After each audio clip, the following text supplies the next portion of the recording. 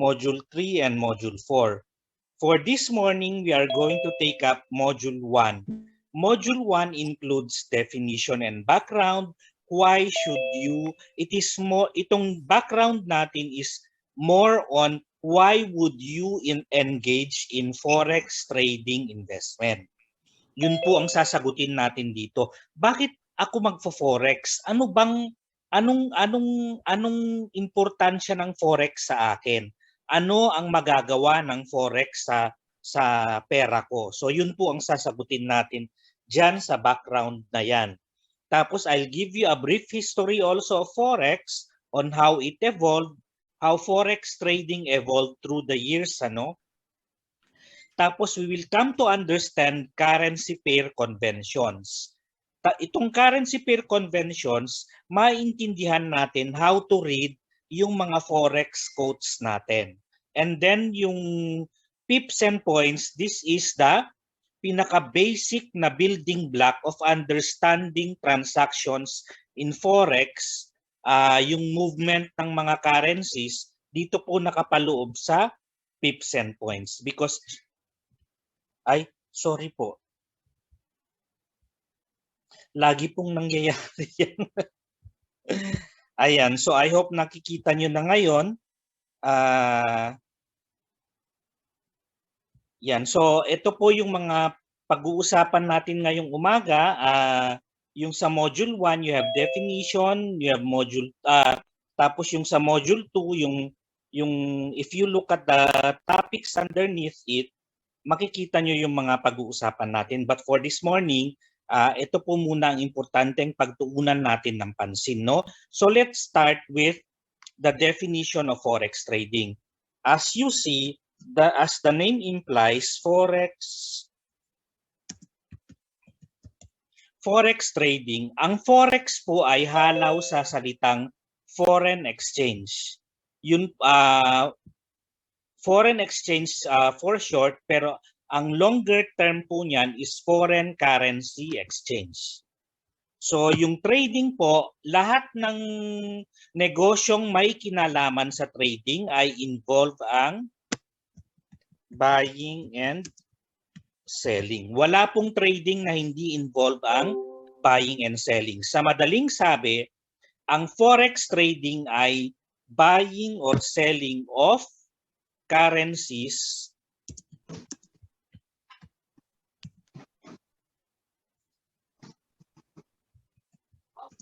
using another currency. So yun po ang formal na definition ng forex trading. Ano po? It is simply the buying and selling of currencies using another currency. Ayan.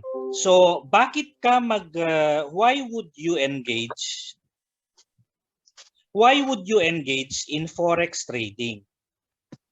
Kasi po, kung papansinin po natin, ang pera po natin sa ngayon, whether we invest it or not, kahit pinapatulog lang, may kasabihan nga, patulugin mo ang pera mo sa bangko, talo ka na. Natatalo ka ng walang kalaban-laban. Bakit nila sinasabi bakit nagkaroon ng kasabihan na ganyan?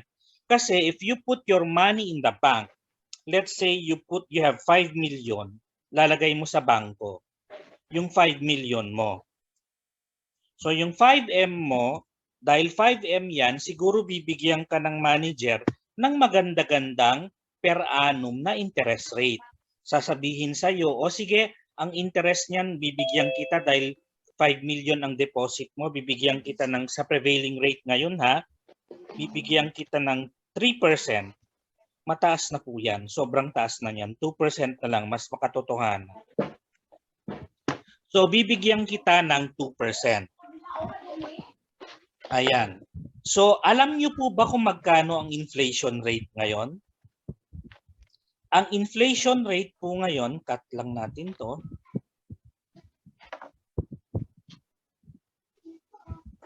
Yan, interest. Lagay natin dito.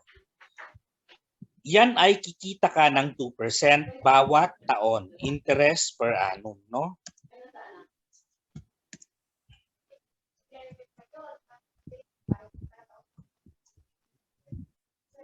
Ang inflation rate po sa ngayon, alam niyo po ba kung magkano? Ang sabi ng NEDA, it's around 3.5.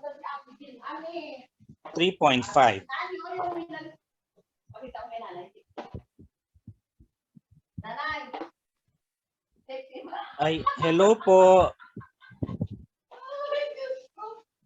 Hello po, Ma'am Annalie. Pa-mute na lang po ng mic.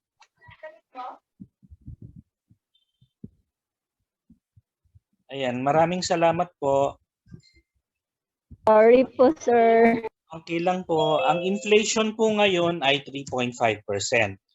So if you would notice, dito sa 3.5% na to, dyan pa lang, meron ka ng talo every year na negative 1.5. Ano po? Negative 1.5. Meron pang isang, ang tawag po dito sa inflation at saka currency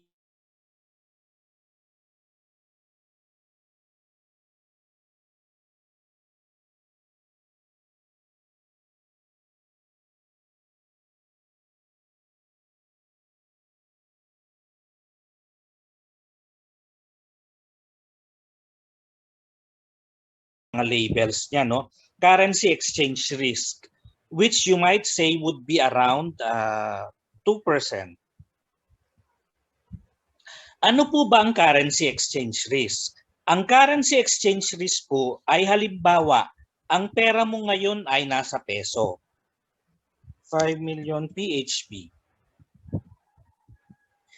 Bumalik ang ekonomiya bumalik ang sigla ng ekonomiya. So kung ang pera mo ay 5 million, ang palitan ngayon ng dolyar are 48.50. Sabihin natin 48.50 ang exchange rate ngayon. Paano pag bumalik ang sigla ng ekonomiya, biglang umakyat ang dolyar ng 50 pesos ulit? So sa bawat isang dolyar na palit ng 5 million mo, talo ka ng 1 peso and 50 cents. So kung ang halaga ng 5 million mo ngayon, let's try to compute that, equals 5 million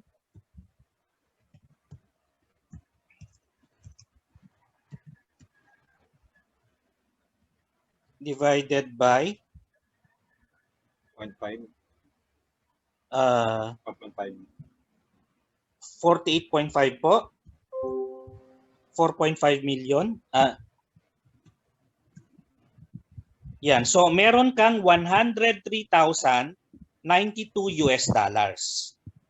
Pagka naman naging 50 ang current ang exchange rate ng bangko, meron kang flat na 100,000 US dollars. Sa makatwid, dito pa lang sa exchange rate na to, maliwanag na ikaw ay talo ng 3,092, no? 3,092.78 US dollars kaagad ang talo mo pagka pumalo ng 50 ang peso dollar. Aabot ba ng 50 ang peso dollar natin? Malamang po. Pagka bumalik na naman ang sigla ng import-export, magkakaroon na naman ng demand for dollar. Ngayon pa nga lang na hindi pa masigla ang import-export po natin,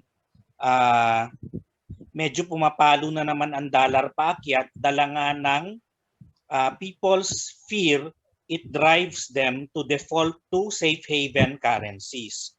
So ibig sabihin, mas pinangingilingan o mas ginugusto nilang maghumawak ng pera na alam nilang magkakaroon ng halaga kahit saan mo dalhin. Ayun, and dollar is one of those currencies. Ano po? So kung titingnan mo ngayon, itong dalawang ito, itong inflation at saka itong currency exchange risk na to, these are the two factors that may affect your wealth or your wealth management. Ibig sabihin, depende kung magkano ang pera mo sa bangko, if you have, whether you have 1 million,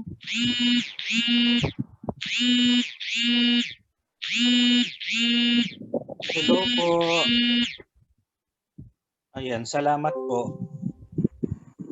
Whether you have 1 million, 2 million, 3 million, or whatever million you have, it will still be affected by the inflation and the currency exchange risk. So sa'yo, ang ano ngayon nito, paano mo ngayon pangangalagaan ang pera mo dito? Ilalagay mo ba lahat ngayon, since ang pinag-uusapan natin ay forex trading, ilalagay mo pa itong buong 5 million mo sa forex trading? Pag sinabi kong oo, natural, kalokohan ang sinasabi ko, di ba? Kung sasabihin kong ilagay mo lahat ng pera mo sa 5 million sa forex trading, ibig sabihin nanloloko na ako niyan dahil hindi makatotohanan yung sinasabi ko. Ang ano po diyan, ang what is ideal for this is you put 70% sa tinatawag na low risk, low yield investment, tapos yung 30% ilagay ay 20% ilagay mo sa medium yield, medium risk investment.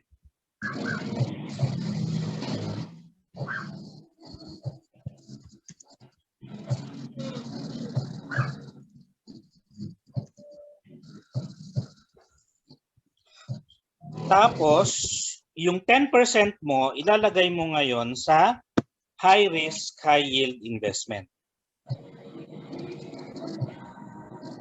Explain po natin mamaya kung ano po yung mga yan. So pag sinabi mong low yield, low risk, pag sinabi mong low yield, low risk po yung kanino pong, yung mga naka-on po yung mic, paki-close na lang po kasi nakaka-interfere po sa discussion po natin. Maraming salamat po. Ayan, yung low yield, low risk po natin, ang mga investments po na meron dyan ay usually government bonds. Ito yung mga nagpapautang ka sa sa gobyerno, you subscribe to government bonds or time savings deposits. Yan po yung mga low yield, low risk po natin. Time deposits, sorry. So those are the examples, no? You may either put it sa government bonds or time deposit. Kasi ang government bond, if you subscribe to around 10-year bond or 10 years kang magpapautang sa gobyerno, malamang ang yield niyan nasa, for now nasa 3%, 4%, mga ganyan. May mga makukuha kang ganyan over 10 years time, So kaya po low yield, low risk din naman kasi mababangkarote ba ang gobyerno? Maliban na lang kung itatakbo ng gobyerno yung pera mo, that's the only time na sabihin mo mababangkarote ang gobyerno.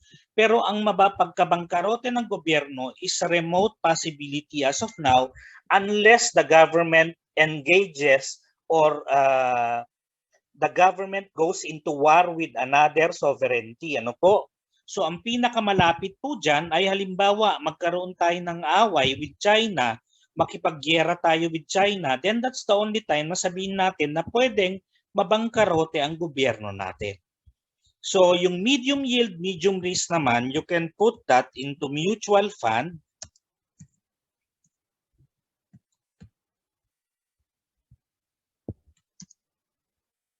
Yan, so mutual fund po. I would not say na ang stock market is medium yield, medium risk.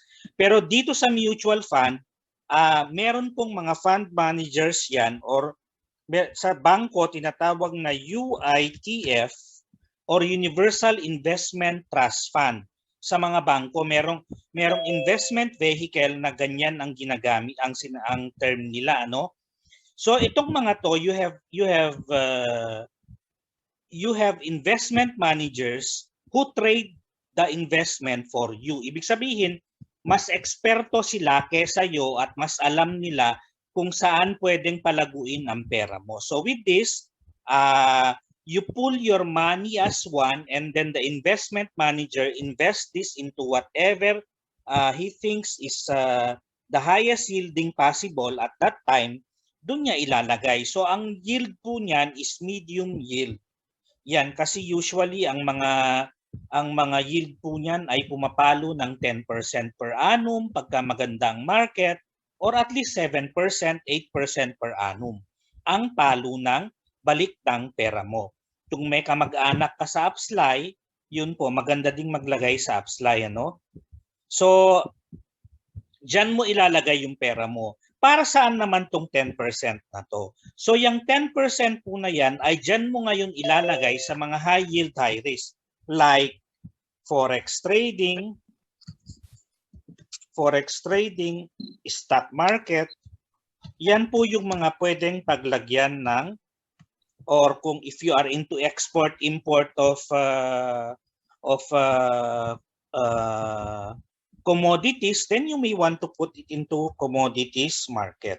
Kung nag-import-export ka ng sugar, nag-import-export ka ng gasolina, or nag-import-export ka ng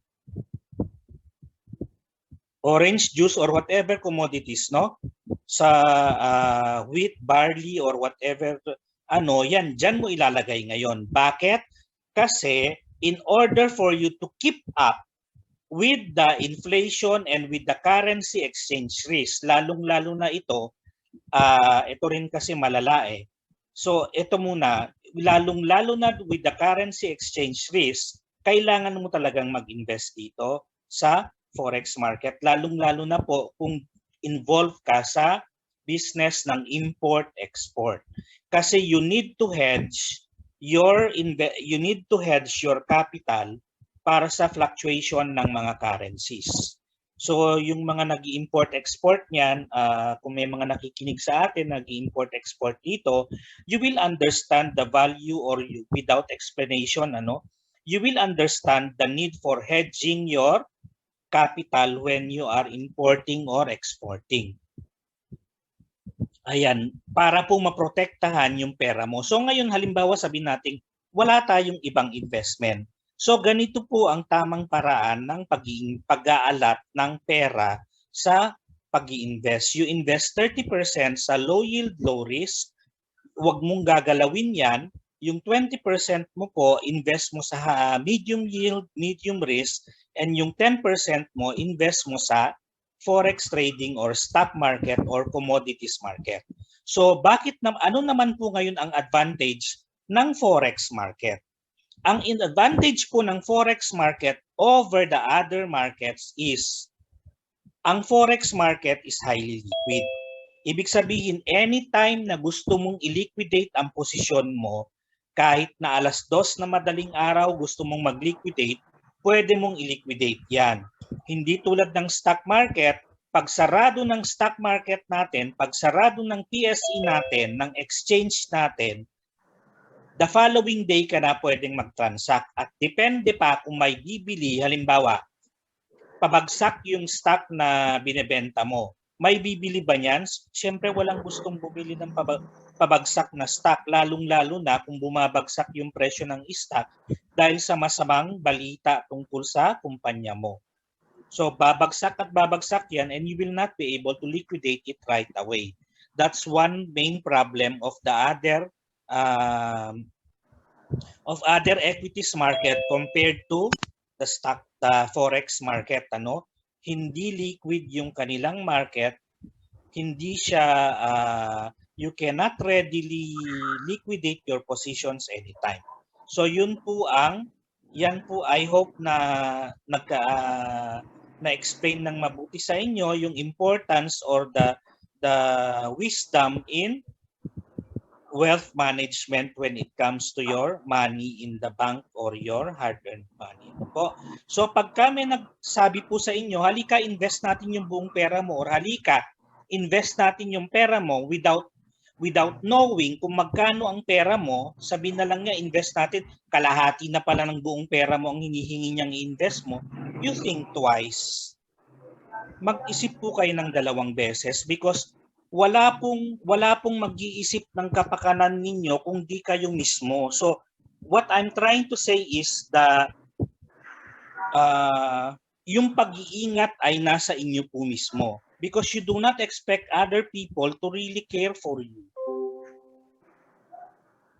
Ayan, so yan po yung ating backgrounder ng forex investment. So, ang pangalawa po diyan ay ang history ng forex. Paano po ba nag-ano 'yan? Paano po nag-umpisa ang forex trading? Just to give you a background on how forex evolved, fast forward na lang po natin ano. Kasi nag-umpisa yung trading na 'yan sa barter-barter. Tapos na-invent ang precious metal coins. So kaya nga nung panahon ni Jesus Christ na ibenta siya ni Judas ng 30 pirasong silver kasi nung mga panahon na yon nag-evolve na ang pera ng tao. So naging precious metals na siya. Tapos from precious metals napunta na siya sa mga tinatawag na paper bills. So yung mga paper bills po na yan, nag-umpisa po yan sa tinatawag na IOU. Kasi nung araw, ang mga pera po, nung araw ng mga tao ay nagkaroon na ng nakakahawak na ng ginto bilang pera, nung nag-evolve na rin ang mga unti-unting nag-evolve ang mga bangko. So nung mga unang panahon, ang mga bangko ay hindi pa kontrolado ng central bank. So nung hindi pa kontrolado ng central bank, kung sino ang gustong magtayo ng bangko, edi magtatayo ng bangko, they purely relied on their good name. So ibig sabihin, ang mga bangko nung araw, halimbawa si ABC Bank, tapos meron ding XYZ Bank, yan, itong mga bangko na to, diyan pupunta ang taong may ginto, ilalagak niya kay ABC Bank at si ABC Bank ay mag-i-issue ng IOU. Pero yung IOU na i-issue, yan po ay mga certificate. Yung certificate na yan ay yan ay si ABC Bank lang ang mag-o-honor niyan. Ibig sabihin, ang magpapalit lang ng pera niyan, ang magpapalit lang ng ginto na dito sa certificate na to ay si ABC Bank. You cannot go to XYZ Bank and have your certificate changed to gold, no? So hindi po gagawin ni XYZ yan. Ganyan po ang kalakaran nung araw. So ang mga tao naglalagak na diyan po nag-umpisa ang paper money. So yung paper money na tinatawag nila nung araw, ang tawag po diyan ay IOU because it signifies that ABC Bank owes you gold pagka ikaw ay inisyuhan ng certificate. So nung mga panahon na yan, napansin ng mga bangko na hindi naman lahat ng tao sabay-sabay kung mag-withdraw ng ginto. May mga taong nag-iimbak ng ginto ng ilang taon, hindi nila ginagalaw kasi marami rin silang liquid yung mga taong yon. So napansin ng mga bangko na pwede mo palang pagkakitaan yung iniimbak na ginto sa'yo. Siyempre ang tao, di ba? Lahat ng pwedeng pagkakakitaan. Yung mga ibang tao nga dyan, kung kahit na anong mga bagay sa loob ng bahay, pagka pwedeng pagkakitaan, pinagkakakitaan. So ang ginawa po ng mga bangko, ang mga bangko ay likas na magaling gumawa ng pera, pinanganak po ang tinatawag na reserve, ano ba yung gamit ng mga bangko ngayon? Reserve Bank, fractional reserve banking. Ang tawag po diyan ay ang tawag po sa ginamit nilang konsepto ay fractional reserve banking. Ano ba ang fractional reserve banking? Ang fractional reserve banking halimbawa may 4 gold bars ka. Yung 2 bar pwede mong itago.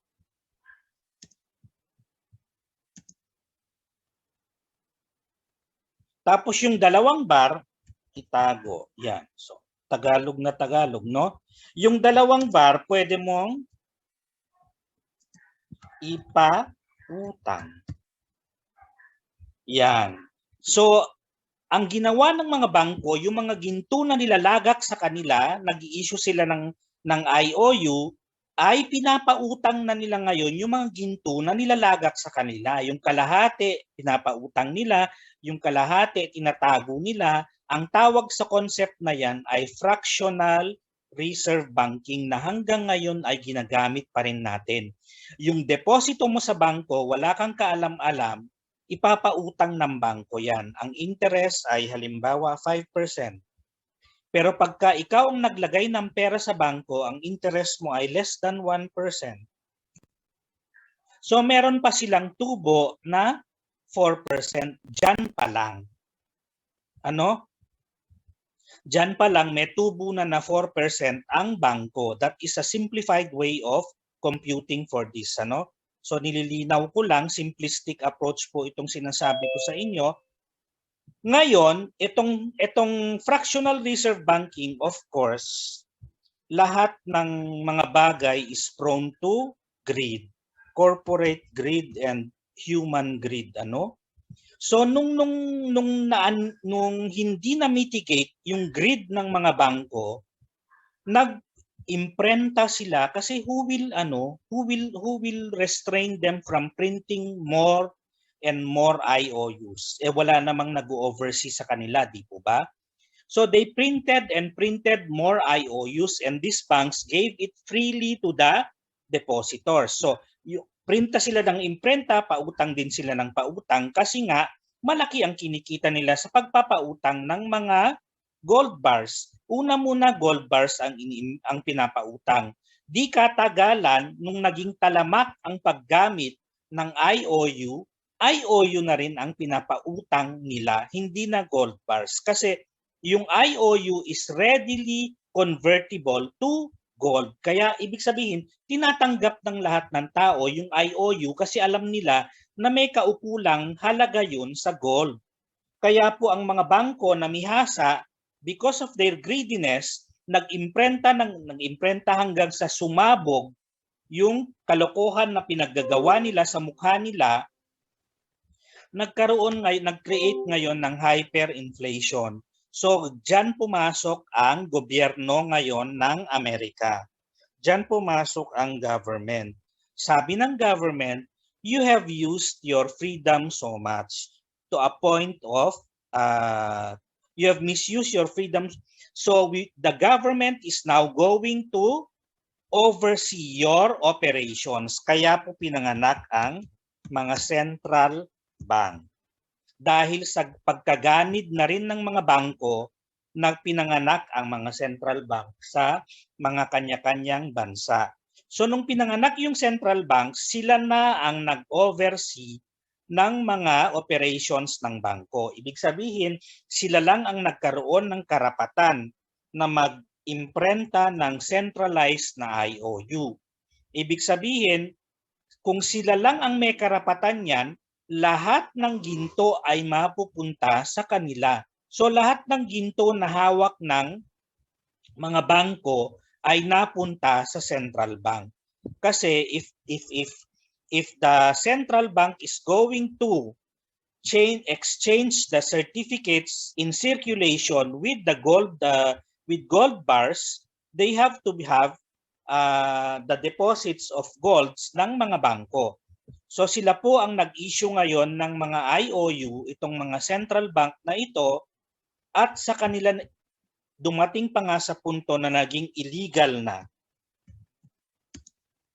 Illegal ang magkaroon, illegal to own gold bars or bullion. Naging illegal sa Amerika ang kung magkaroon ka ng sarili mong gold bar, ikaw ay huhulihin. Dumating sa puntong ganyan. No, kasi bawal, kasi central bank lang ang may karapatan na magkaroon ng gold bars. Yan ang dinikta ngayon ng gobyerno. So anong nangyari na naman dito? Dahil nga sa sila lang ang malaya silang nakakapag-imprenta ng mga pera na backed by gold, ang tawag po dyan ay gold standard. So yan po, yung gold standard na yan ay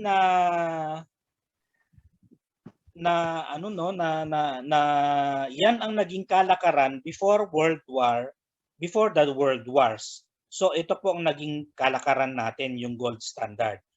Lahat ng pera ay sa gold, nakadepende po sa dami ng gold mo, yun din yung pera mo.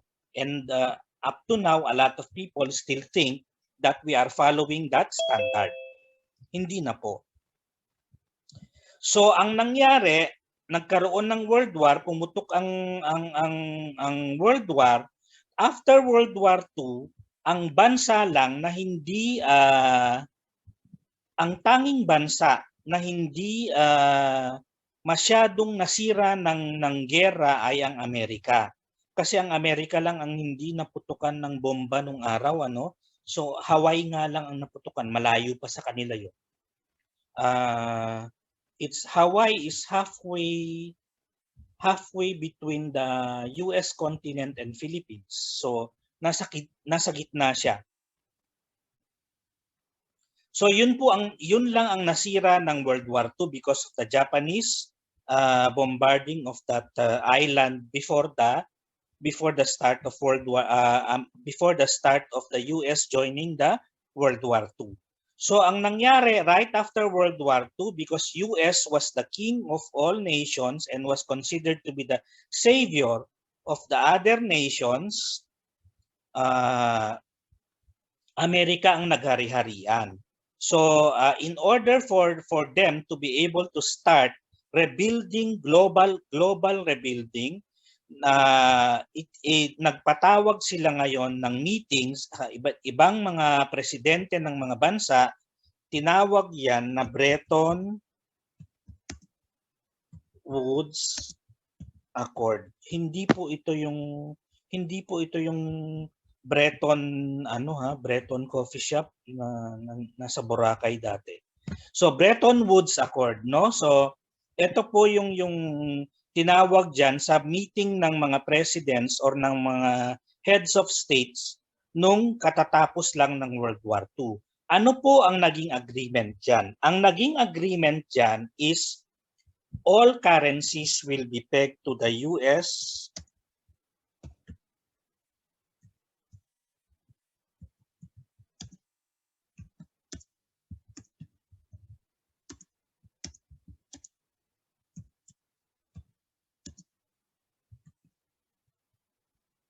all currencies will be pegged to the US dollars and only USD will be pegged to gold. So ang ano po nito, kung papapansin ninyo, dito pa lang, kung at first glance, you will notice na wala namang masama pero tandaan po ninyo, dito pa lang malisyoso na ang pagkakagawa nito. Ibig sabihin, the mere fact that you have introduced this kind of concept is already malicious in its nature. Kasi nga, kung papansinin mo, ito ay halaw na rin dito yan. Praktisado na sila dito sa ginawa nilang sistema dito sa gold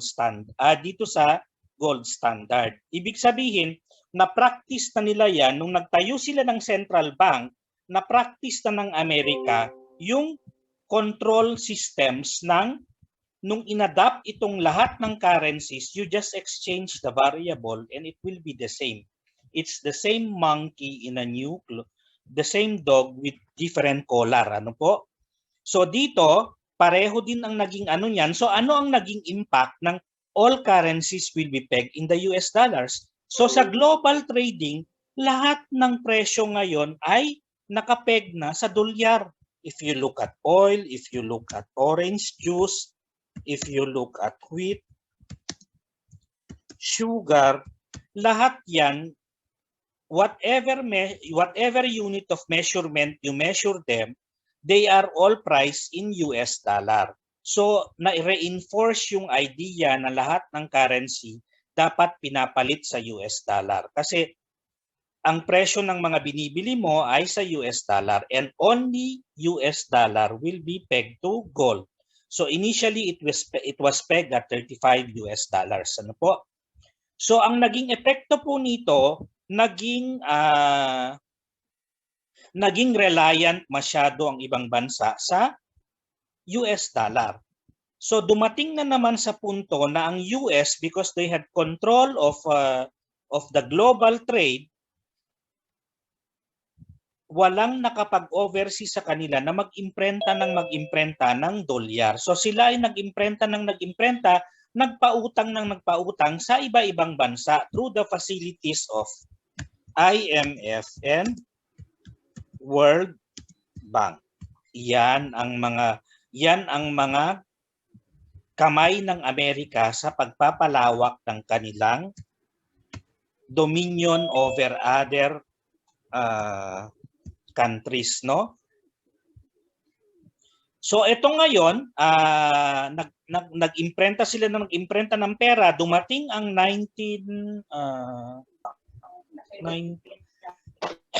mga late 70s ata to, mga something like in the early Hello po. Hello Ma'am Lizelle, paki-off na lang po ng mic. Hello, salamat po. Yan. So dumating ang sometime in 70s. I'm not sure of the year anymore. Ang France at saka ang UK nakaramdam sila. Ang sabi nila sa US, we would want to withdraw all our gold and give you back your dollars.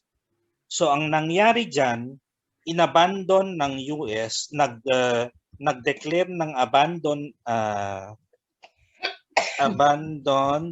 the gold standard. So nung panahon niya ni Nixon, I don't know what year what that is, pero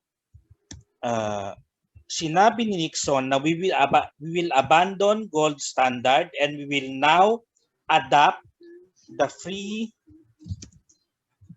Ang Amerika magaling sa ganito eh. Alam mo yung they give you concepts, they tell you words na with high valuing concepts, tapos ibebenta sa iyo, tapos bibilin mo kasi nakaka-impress nga naman. So eto, free float system ang kinalakal naman ngayon ng Amerika. We will abandon the gold standard and we will adopt the free float system. So what is the free float system?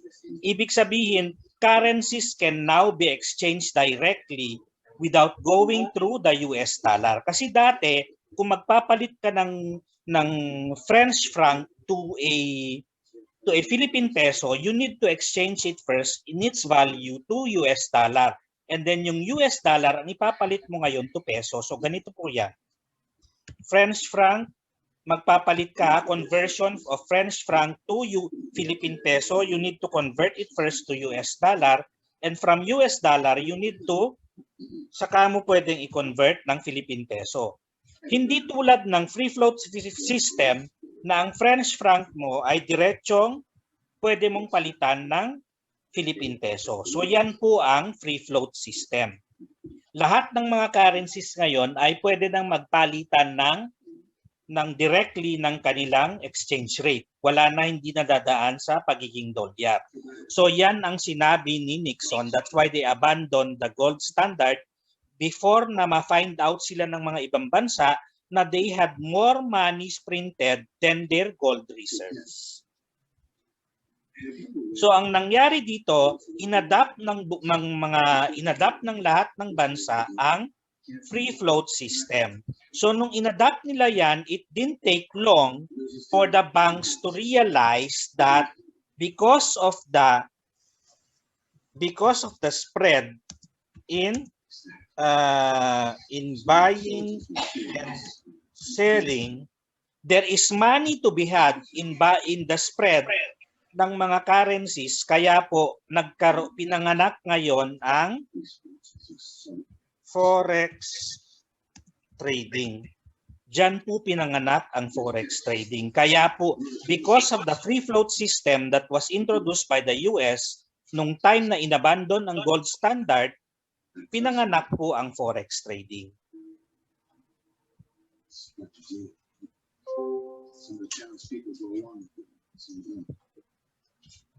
Hello, Miss Linel. Yeah, medyo na yung mic po natin pa-off na lang po.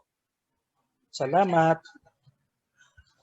Ayan, so yan po ang history kung bakit nagkaroon ng forex trading. So I hope na intindihan niyo na po kung saan po tayo nanggagaling. Yung ginagawa po natin ngayon na forex trading, kung saan po galing yan. Paano pinanganak ang forex trading mo? Now we will come to currency pair conventions. So yung currency pair conventions naman po natin ay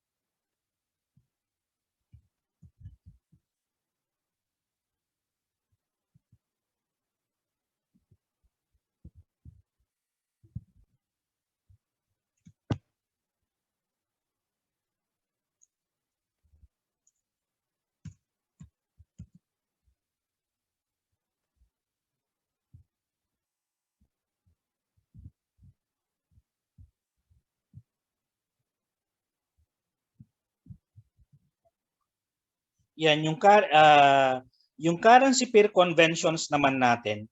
Ano ba ang mga currencies na tinetrade natin sa ating forex trading? So we are trading basically yung mga currencies ng mga G7 or G8. So ito po ay yung US dollar for USD, ito yung mga United States dollar, ito yung sa euro or Eurozone na currency or Euro currency, Japan currency, Great Britain currency, Swiss currency, Canadian currency, Australian currency, and New Zealand currency. So ito po yung mga G8 na mga bansa. G8 or G7, 1, 2, 3, 4, 5, 6, 7, 8. So yan po. Ang ano po niyan, ang symbol po niyan ay for the United States dollar, you have USD. Ano po ba ang saan po ba galing yung mga symbol na yan? Yang mga symbol na yan ay dictated yan ng ISO. International Organization for Standardization ang nag-dictate po niyan. So yan din po ang nagdi-dictate pagka gusto mong maging globally competitive ang iyong manufacturing company, you have it registered to you have it compliant to ISO standards, and they will certify you as ISO certified. Kaya nakikita nyo dun sa mga malalaking container truck, ISO certified, yung mga bansa na yon ay yung mga kumpanya na yon because they have complied to the requirements of ISO certification. Ang ibig lang sabihin niyan, pagka compliant ka ng ISO, ibig sabihin globally accepted yung iyong manufacturing standards. Ibig sabihin, you are more able to readily penetrate global markets because you are ISO certified.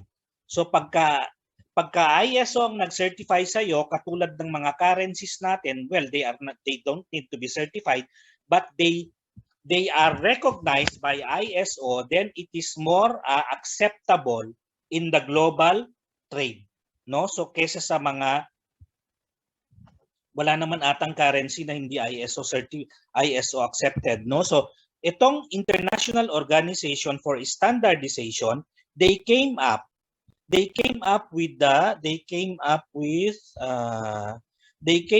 symbols of the currency that is being used because in order to avoid confusion, ang dolyar po kasi marami. Meron ngang Singapore dollar, di ba? So pag sinabi mong dollar, you can be referring to a Singapore dollar, Canadian dollar, Australian dollar, Hong Kong dollar, or a US dollar, at marami pang ibang dollar. So, ang ginawa ng ISO, sinabi niya na ang unang letra ng bansa na gumagamit ng currency na yon will be the basis for the first two letters of the symbol that will be used for that currency, and the third letter will be the first letter of the currency that is being used by that country. So ang US naging USD because the US stands for United States and yung D stands for dollar. Kaya po yan USD ang symbol ng United States dollar. Ang euro naman po, ang symbol po niyan is the first three letters of the word euro or European Union Region. So kaya po yan naging EUR, is it stands for European Union Region. Yan po. So, ang nickname po niya ay Fiber. I don't know kung bakit naging Fiber. Ang back naman is Greenback or simply back. Tapos ang Japan naman, ang JPY niya obviously, JP stands for Japan. If you notice yung mga luggages nyo, if you go to Japan, they put a sticker dun sa luggages nyo, it's JPN. So the first two letters of that is JP, and then you extract the first letter of its currency, you mix it all together, and then you come up with JPY. Kaya po naging JPY ang symbol ng Japanese yen as dictated by the International Standard Organization for Standardization. Ano po? So ang next naman yan is Great Britain Pound, which is GBP. Great, obvious naman po ang pinanggalingan. Ano? So yung Switzerland, paano naging CHF yan? Ang Switzerland po kasi nung araw, ang pangalan niya ay galing sa Latin na Confederation, Helvetic Confederation. So in Latin, it's Confederatio Helvetica. So yun po. So yung Confederatio Helvetica, yan po ay halaw doon, kaya naging CH yan. Ang pera ng Switzerland, ang pangalan yan ay... Ang China po, tatapusin ko lang po ito. Ang ano po, ang F ng dito sa franc is Swiss franc. Kaya po franc yan, kaya CHF yan. So mapunta po tayo sa question, may isa pong question dito, bakit daw po ang China wala po dito? Ang China po kasi hindi po siya, if you notice, ang China is nag-umpisa yan as kasi sa trade sa mga currencies ngayon, meron tayong tinatawag na sa exchange rate meron tayong tinatawag na ano ba ang tawag dun sa nagbabago-bago ang exchange rate? Floating. Yeah, floating. Thank you, Miss Linel. Floating and fixed rate, no? Yan, so medyo nakakalimot-limot ako kasi medyo matagal-tagal din tayong hindi nag-Forex 101, ano? So yung floating po, yan po ay ginagamit ng mga bansa na more or less democratic yung kanilang bansa, free yung kanilang ekonomiya. Yung mga bansa na free ang economy nila, usually ang ginagamit nila ay floating exchange rate.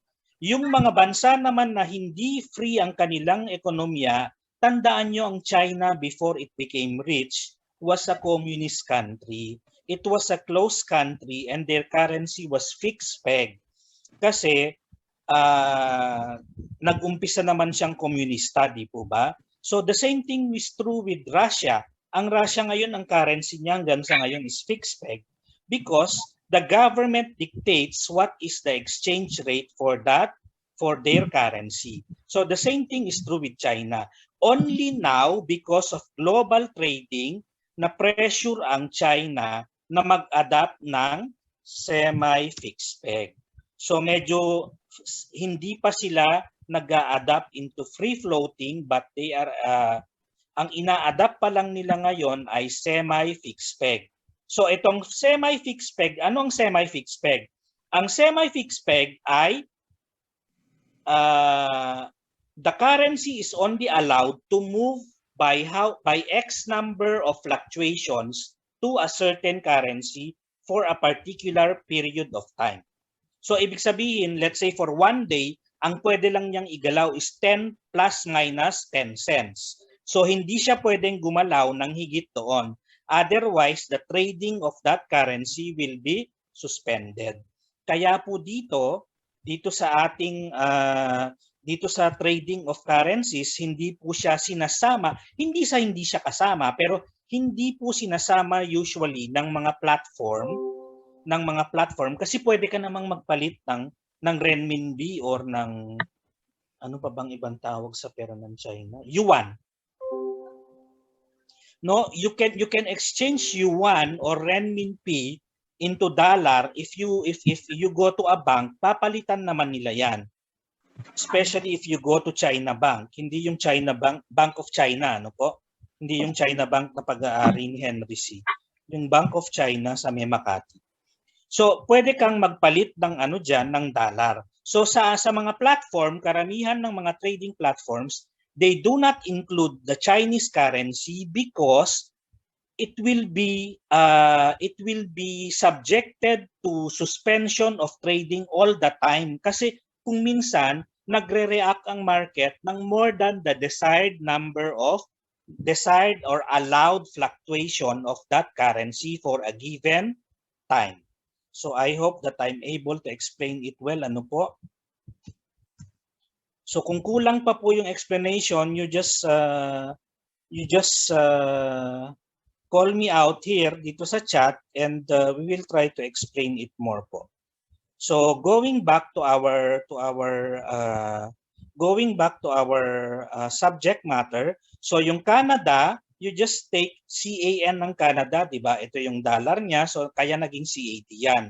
Ang nickname niya is Loonie. Hindi naman sila mga baliw.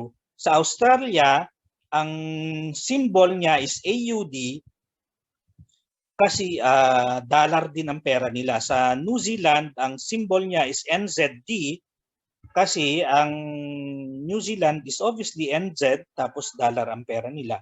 It is otherwise known as Kiwi. So I hope that is clear with you kung saan po nanggaling ang mga symbol ng currencies natin. So just to stress the point, ang Philippine peso is PH, di po ba? Hindi po PHK yan, ha? PH ang Philippine and then ang peso nila is pera nila is peso, kaya po PHP ang symbol ng pera natin. Ang Indonesia, ang pera nila is rupiah, ang Indonesia is IN. Oh, yan, IND. Kaya po INR pala. So Indonesian rupiah. Kaya po naging IDR ata to Indonesia eh. Yan, so Indonesian rupiah. So yan po yung mga pinanggalingan ng mga symbols ng mga currencies. So ang next po nating pag-uusapan ay ang how to read a currency code. So lahat po ng currency ay they come in pairs. Kasi hindi naman pwedeng, wala pong kwenta yan pag sinabi mong USD lang. Pag USD lang, anong ibig sabihin yan? What does it tell you? If you want to picture USD, you picture it. If you want to describe a US dollar, you can describe US dollar by other currencies. Ibig sabihin, pag dinescribe mo po ang US dollar by Philippine peso, you say 48.50. So nagkakaroon ng kabuluhan, di po ba? When you pair a USD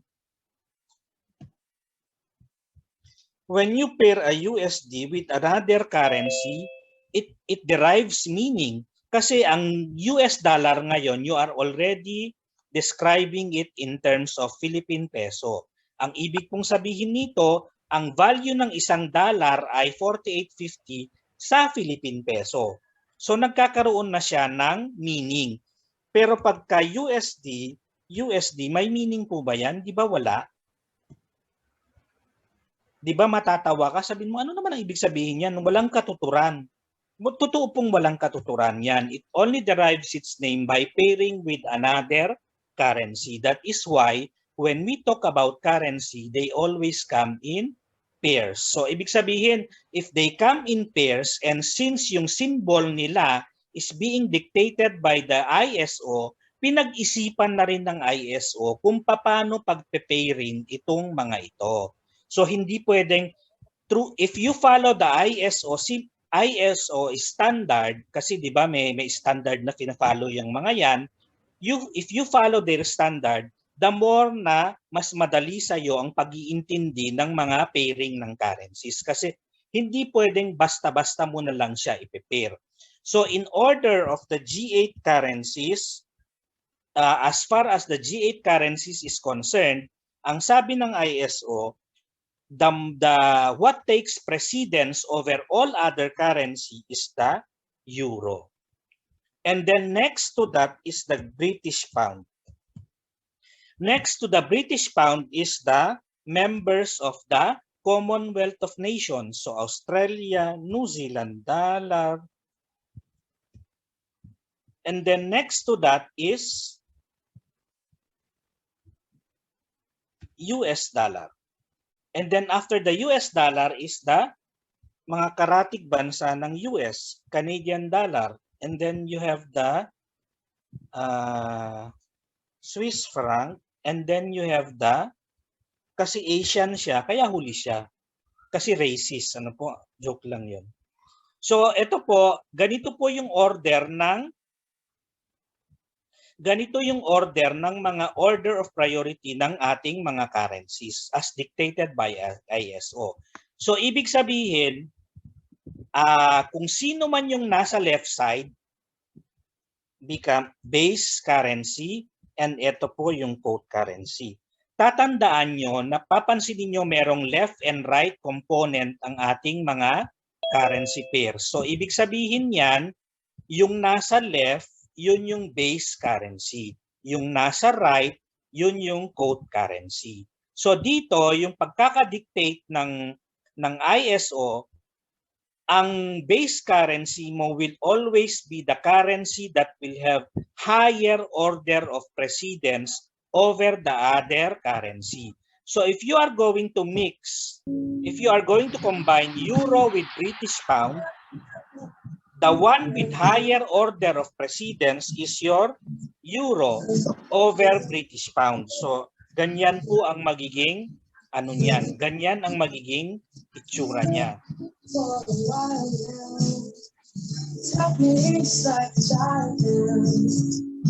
Hello po. Paki-off na lang Sir Michael. Hello Sir. Yan, salamat po. Tapos if you try to combine British pound with other let's say British pound with US dollar, GBP, since pangalawang British pound, the US dollar will take the quote currency kasi mas mababa siya, ano po? So ibig sabihin niyan, kahit sino ang, bakit may USD dito? Dapat JPY yan. So kahit sino ang i-pair mo sa JPY, JPY will always stay on the quote currency kasi sa lahat siya ang nasa huli. So if you put Australian dollar, if you put a combined Australian dollar with JPY, JPY will always become your quote currency. So how do you understand this now? Ibig sabihin, ang base currency mo, ito ang exchange rate.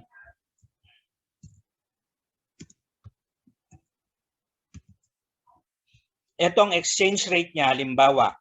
Ang exchange rate nito, halimbawa, is 0.9095. Halimbawa lang yan, ha. Ito naman, halimbawa, ay 77.75. So, ang ibig pong sabihin kasi nito,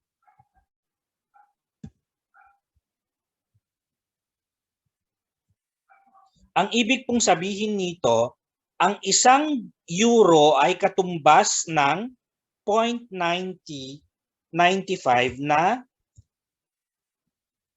British pound. Yan. Ang isang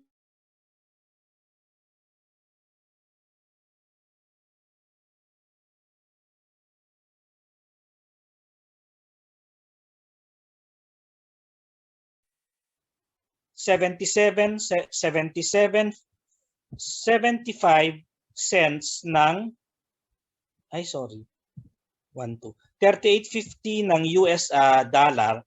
Tapos ito naman ay 77.75 na Japanese yen. So yen po itong pera dito, dollar itong pera dito, at British pound itong pera dito.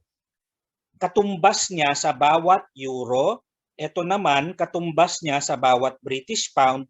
Ito naman, katumbas niya sa bawat Australian dollar. So I hope clear po yan, ano?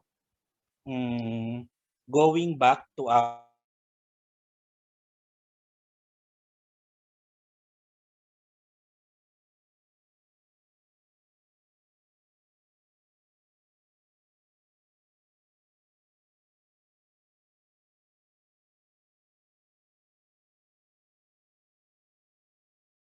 yon sa pips and points. So napansin ninyo, no? Ang pips and points po ay just 2 pips and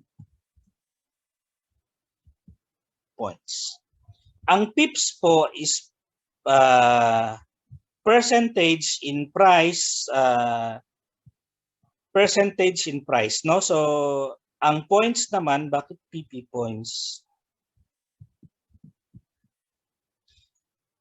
Ang points naman is the number before the decimal point at ang pip po is the number after the decimal point. So ibig sabihin, halimbawa 1.3850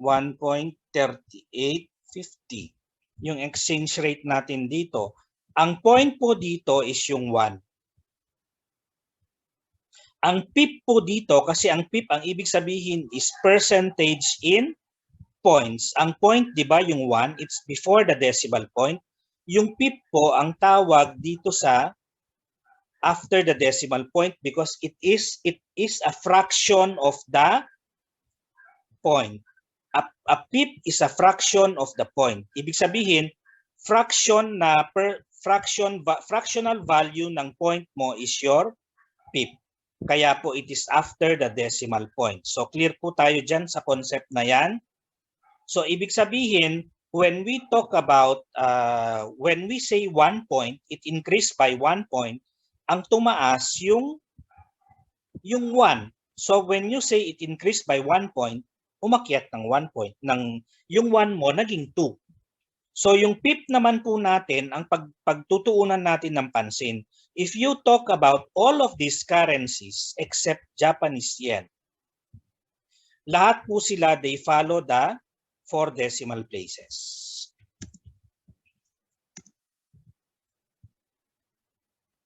Ang Japanese yen lang ang nagfa-follow ng 2 decimal place.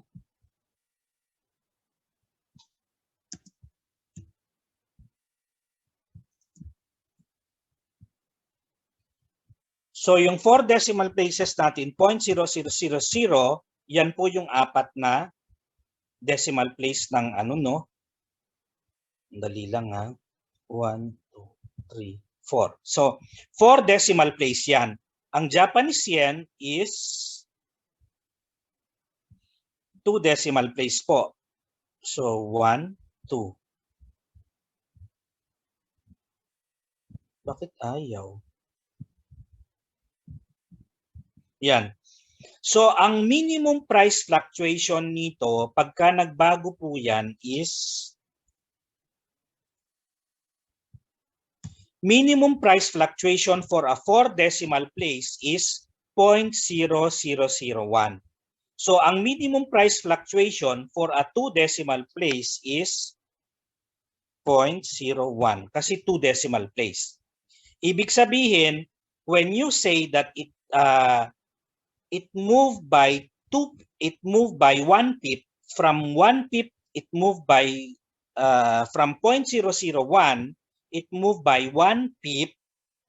1 pip, it refers to the number after the decimal place. So kung 1 pip po yan, magiging yan po ay 0.002. So just to illustrate, ano,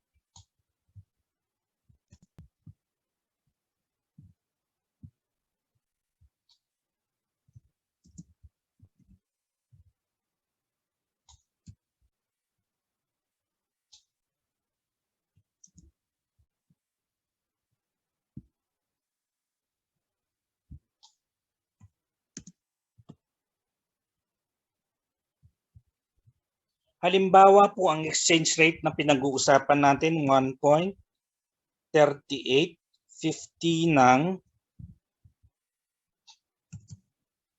1.3850 ng British pound. Yan, pag sinabi mong umakyat yan ng 1 pip plus 1 pip, yan po ay nagiging 1.3851. Pag sinabi mong umakyat yan ng 2 pips, yan po ay naging 1.3852. Ang reference point po natin itong 3850 ha, wag po kayong mahihilo. So pag sinabi mong umakyat ng 10 pips, yan po ay nagiging 1.3860. Pag sinabi mong 100 pips ang inakyat niyan, yan po ay magiging 1.3950. Ganyan po ang ibig sabihin ng when they talk about pips and points in the currency market, when you listen to the news, when they say pip, yan po ang gumagalaw. When they say point, it's the number before the decimal point that moves. So I hope clear po yung ating discussion ng pip and points. So sa ano natin, sa language natin, sinasabi natin na ang British pound against the US dollar on a daily trading basis, on a daily basis, moves at about 100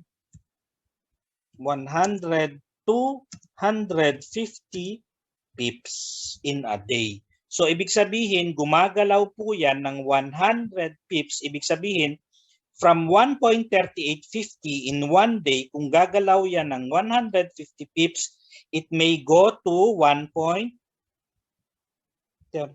plus 150, 1.4. I don't know if my math is right.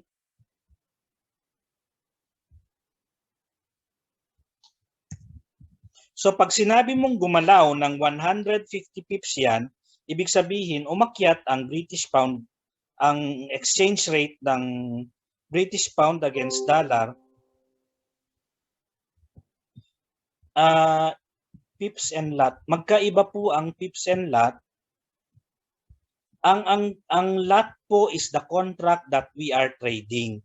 Ang pips po is the decimal fluctuation of the exchange rate. So yun po. When you refer to the fluctuation of the exchange rate, you are referring to either pips or you are referring to points. When you refer to the value that is being traded, you refer to a lot or a contract. If you are familiar with the stock market, ang tawag po nila dyan ay board lot. Ano po? Yan po yung mga tinetrade sa stock market. Dito naman po sa atin, ang tawag sa tinetrade natin, ang contract na tinetrade natin ay lot. 1 lot, 2 lots, 3 lots, 4 lots. Para mabilisan, para mabilis po tayo magkakaintindihan. Bakit po ba pinanganak yung mga term na yan? You have to understand that noong araw, wala pa ang internet. Ang gamit pa lang natin noon ay telephone over the PABX or telephone over the switching system, yung mga ini-inject yung mga, may mga ano dyan, may mga jack yan na ini-inject. So yung mga yan po, nung ang gamit pa lang natin ay telepono at wala pang mga computer noon, it was easier for people to understand each other rather than saying, I would want to place an order of $1 million for say I would want to go long 10 million US dollars on USD JPY. So para mabilis, they would just say instead of 10 million US dollars, they would just say 10 lots. O di ba mas mabilis sabihin 'yon? When they say 10 lots, they mean 10 contracts. One contract was initially at 1 million US dollar nung araw. So we will talk about that in our next meeting. Yung next meeting po natin is ito pong module 2. So diyan na po natin pag-uusapan yung mga yung pinag-usapan natin ngayon, yung inintroduce ko sa inyo, yung mga contract size, mga lot natin. We will talk about that in the next meeting po. So kung may katanungan pa po sa ating discussion this morning, please feel free to post your questions. Kung wala na po, yan, I would like to thank you all for joining our discussion for this morning, and I hope to see you all again next week po sa ating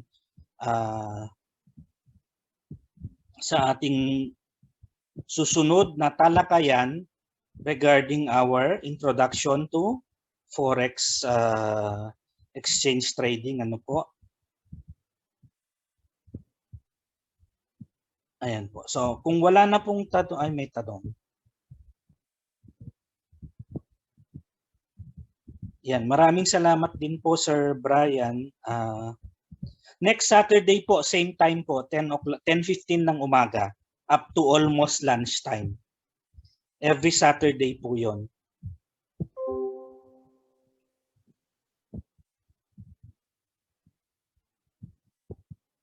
Ayan. So, maraming salamat po, and if you don't have questions anymore, please yung mga attendees po natin ngayon, hinihingi po ni Miss Linel yung mga names ninyo at kung sino po yung nag-refer sa inyo dito sa chat room po natin ngayon. Please submit it to Miss Linel. Ayan po. Nandito po siya ngayon. You can chat it to her privately, or you can coordinate with whoever invited you. Yan. So Miss Linel, if you have parting words with them, Yeah. dun sa mga attendees natin ngayon. Oh, okay. Thank you very much for attending. There are more or less 20 to 23 who attended this Saturdays. It just so happened po na usually we do it mga after office hours, pero we decided to do it ng every Saturday, so more or less will be available. Ano po? Thank God hindi po tayo nag-lockdown. Ngayon po, I wish we would see you again inside the seminar. Ilang Saturdays gagawin mo ito, Apat. Edwin? Apat. Yes. Ito naman purpose na to. I know that I have seen all these names. Edwin, mga na to mga registered and funded accounts under Crystal. Yeah. Okay. So, ang naman nito is that they're being provided also signals, but then ang ko lang nito is then for them to have a proper knowledge of what foreign currency trading is. I hope probably in the chat, aside from giving your names, sa ulo ko na lahat, nasa Salesforce ko lahat yan sila, Edwin But I'm very thankful. I'm very thankful you attended. It just so happened po yung foreign currency trading cannot, even po yung Forex 101 cannot be done in one sitting. Ano po? Naku, maski po nakapikit yan si Edwin, magagawa na po niyan yan. Hopefully, magkita-kita pa rin po tayo kasi they all come from all places in the Philippines, Edwin. Yeah. Kasi dati, we do it after office hours. But the way it is right now, syempre, hindi natin magagawa na yon. But then, every day, dun po naman sa mga advanced traders, meron po kaming market opportunity seminars. It's also free and we're doing it every day from 10 to 12 din po. So, more or less, for those who would like to attend again, yung Forex 101 po, kindly put it sa chat. Ano po, para schedule uli natin next Saturday, same time, 10 to 12. Ano po, at saka, anyway, we usually open the Zoom meeting even before. So you can come in to the Zoom meeting even earlier. And start, for example, you have questions, start jotting down your questions. So in between, matatanong na po at masasagot na ni Edwin. Nandito po namang kami pare-pareho. Ano po? Thank you very much again. Thank you. Ito. Paano po sana yung margin and leverage? That would come next. Mike would come next. Kasi in your group, there is only one leverage. But then, it will be fully explained to you po kung ano yung different leverages at anong ibig sabihin nun at kung paano nyo maia-apply ang leverage na yon sa mga capitalization nyo. Ano po? May mga discipline po kasi dyan. Okay? Meron pa po before we go? Any other thing that you'd like to ask? Sanay na po kami dyan.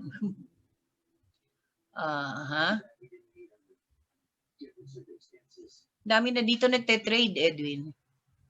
Mabuti naman. Yeah, that's true. And they're okay. Margin, ang margin niyan yung amount na depende po do sa volume nyo kung 0.01 or 0.1 or 0.10. Yung po ang margin, ibig sabihin nun, na binabawas sa capitalization nyo. Ano po? Anything else? The rest po. Ano ito?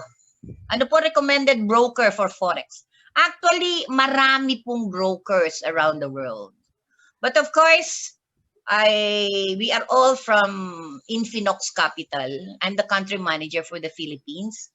Ito po naman si Edwin. Siya po ang aming in-house trainer, through and through. And ang spread, di ba doon makikita niyo yun later on? I'll be the one handling the navigation of the MP4. Yung po doon, meron doon buying and selling. Yung pong difference between the buying and selling, yung po ang tinatawag na spread. Hindi po ba pag dollar peso? Iba po ang price ng buying, iba ang price ng selling. Kung ang difference po niya 30 or 40 centavos, ano po lang to hypothetical, yung pong 30 or 40 centavos na yon, yung difference nila ngayon, yung po ang spread between the buying and the selling. Ano po? Yung po lang ang medyo sample.